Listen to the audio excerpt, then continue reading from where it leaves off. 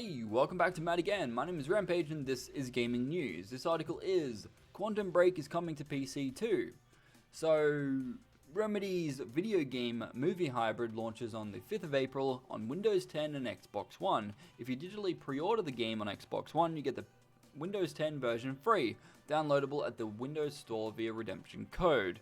Now, there's two things that irritate me about that sentence, although those sentences, is the fact that it requires Windows 10, because it doesn't state PC, as well as Windows Store to redeem a code. Now, I never like games where they're like, oh, you have to upgrade to this operating system in order to fucking function. You know, that kind of stuff really annoys me. And I believe the first game that started to do that was Halo 2 on PC, where it was like, Windows Vista Edition. You can't play it on XP. You might be able to, but I don't know. But yeah, it said Windows Vista was required.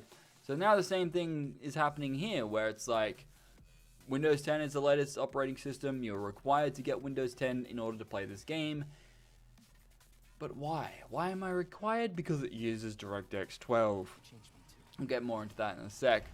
Now, on top of this, yeah, Windows Store. Why do I require Windows Store in order to redeem a code for a game on PC? I don't use the Windows Store, Microsoft.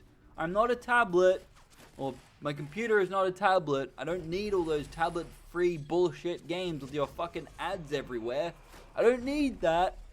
So I never use it. I never use it for your desktop apps either. Like, I don't know how I feel about this, because it feels like they're trying to bring back from the dead games for Windows Live, at least from my perspective, because it's like you have to redeem the code on the Windows Store, but then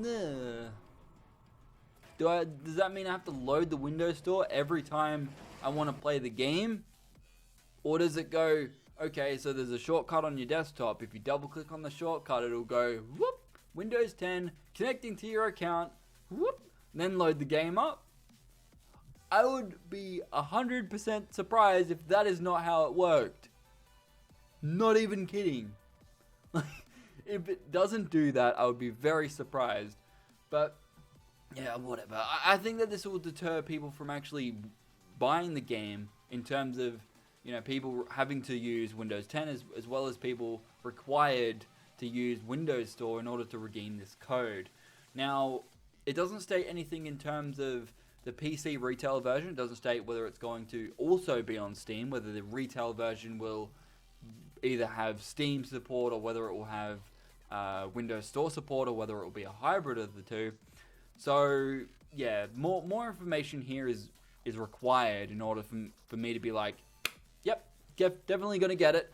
But you know, either way, whether it's not on Steam or it is on Steam, I'm really interested in getting this game, so I'll probably end up getting it regardless of whether it uses Windows Store or not. I'm just going to be hella pissed off about it. But yeah, anyway, let me know what you think about that whole ordeal. But yeah.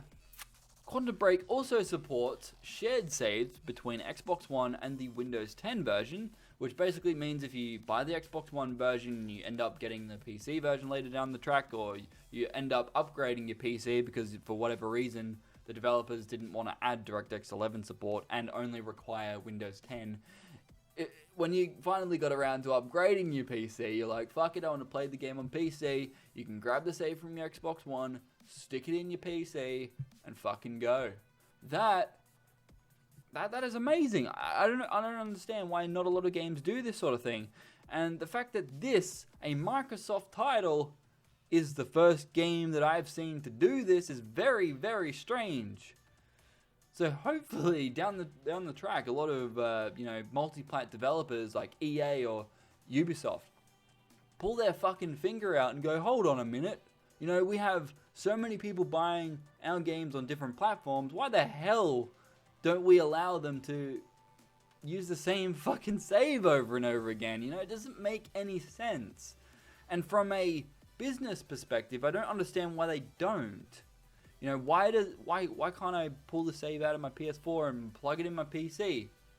If it's the same game, why can't I do that? And if I put the same save from a different console into the PC, why does the PC not go, oh, this is a save from a different platform, do you wish to convert it into a PC save for that game? Or if Sony came out with a program that allowed you to do that, or you know, Microsoft did the same, whatever, that would be interesting. But apparently they don't care about that sort of thing. But I don't know, do you care about that? Do you care that games don't have cross-save things? Like you can't use the same save on different platforms without converting it some janky way? Like, I don't know, like I don't think a lot of people really realize that that's not a thing, or they don't really mind it, or the fact that they're so used to it not being a thing they just honestly don't care. I don't know, let me know what you think about it in the comments below. Another thing to note is the fact that the game itself on PC is going to be developed in-house over at Remedy. So, cool. You know, if the game does not run like a dickhole, then fine, sure, don't care. As long as it runs great, that's great. You know, I'm sick and tired of PC games coming out, running like shit, or, you know, we find out later down the road that they shoehorned it off to some other developer, and that's the reason why it sucks.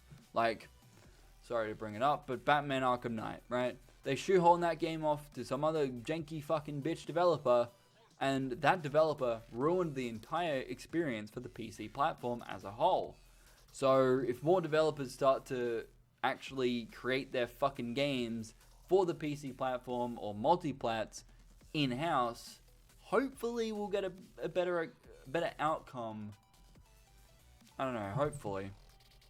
But they also mentioned the system requirements, so it does require Windows 10 64-bit, DirectX 12, that's why it requires Windows 10, CPU, Intel Core i5 4460, 2.7 GHz, AMD FX 6300, with the NVIDIA GeForce GTX 760 or an AMD Radeon R7 260X with 2 gigs of VRAM, 8 gigs of system RAM, and 55 gigabytes of storage space.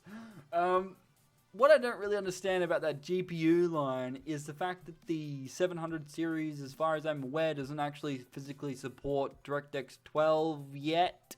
It does software side, but not hardware side, because my graphics card, the GTX 770, which is my physics card, says it supports DirectX 12, but the actual API or whatever it's actually using is, or the max it can support is 11.2 or something like that. So I'm not really too sure how that's going to work, but whatever.